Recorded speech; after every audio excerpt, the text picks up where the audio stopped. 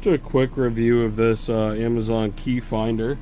Comes with 4 pieces that you can attach to your keychain with the rings included. You can stick them on things with these double-sided tape that are included. And basically you put the batteries that are also included into here. You can open that with a knife or a flathead, and you attach it to the device, and then you get little stickers to help you figure out what it goes to. In this case, I put my wallet on the red one, and what you got to do though to find it is you got to pick this remote up and you have to hold this button down. So I'm holding it down now, and I hear it. So there's the wallet. It's inside the wallet here, so I was able to find it by doing that. Now if you let go of it, as you can see, it's not beeping anymore, so you have to hold this down when you're looking for it.